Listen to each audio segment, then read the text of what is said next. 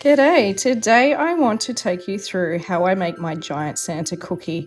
Now I am a new channel, please like and subscribe if you like what you see and are wanting to see some more tutorials, but I'm starting off today with my giant Santa, and you can see that he is a multi-part cookie cutter set available from my partner's custom cookie cutters, and I'm starting off today with making his hat.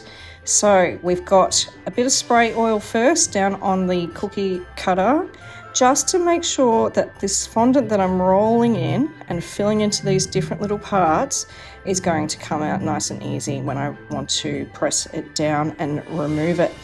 So we've got the white down, I filled in the bits that I want to be white, and now I'm filling in the bit that I want to be red.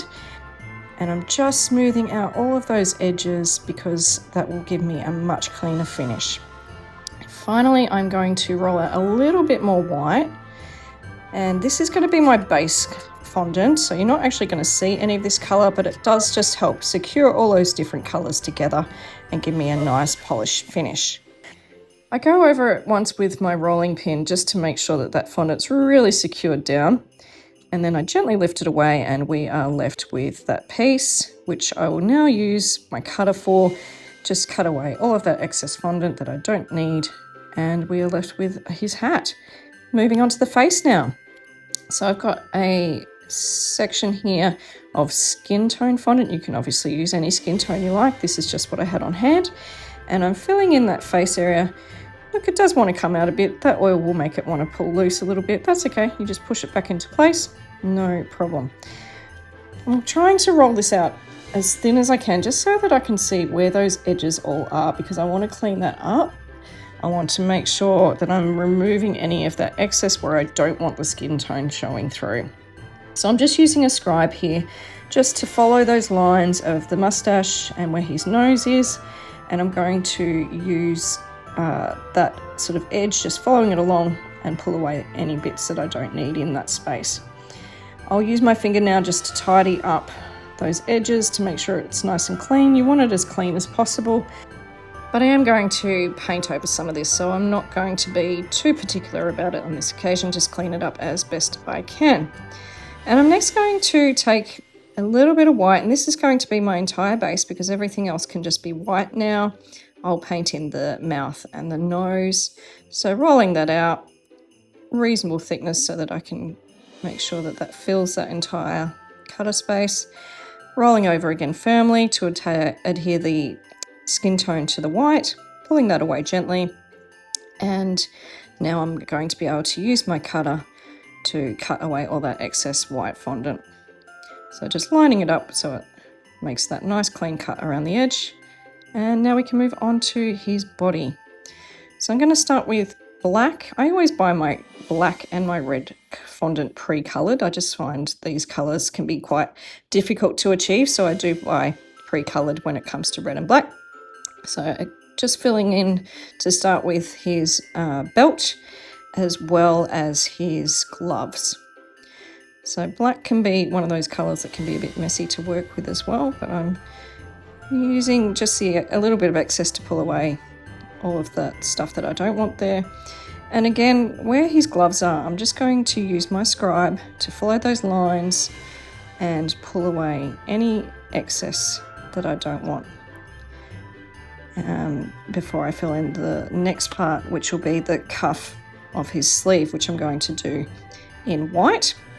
So I just got that little bit of white fondant now, just filling in that small little space where I want the cuff to be white, using my finger just to drag away that excess, and using my scribe now, again, just to clean up and give that a nice crisp edge. Pulling away all those extra little bits that you don't want on there. So repeating obviously on the other side, so you've got a nice balanced look. And with the scribe, I use a scribe, but you can really use anything that's sort of sharp or pointy. A little scalpel or a small hobby knife will work, or a craft knife will work just as well. I tend to use a scribe for most things because I find it very precise. I'm just rolling a strip of white now to fill in that bottom edge of his coat, and rolling again over the top to help me see where that line is that I can follow along with my scribe, and again give myself that nice clean finish. Pulling away the excess before I then roll out the base fondant all in red. Of course, it's very traditional Santa with a red coat. So I've rolled that red out, pressing down firmly, and I will go back over that as well with my rolling pin just to really make sure that all those different colours are sticking together.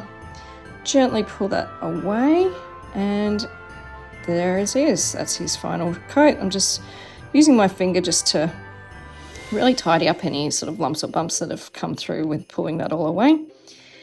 Using my cutter now to cut out the shape and remove all of that excess red now that I don't need. And so this is all coming together fairly quickly. I'm up to my final piece now, which is just his little boots. So just a small piece of black for the base of his feet, for the boots, I guess you would say. And I'm just rolling over so I can see the edges where they are before I go back in with my scribe, following along those lines once again to get that cleaned up and removing any black fondant in parts where I don't want it to be.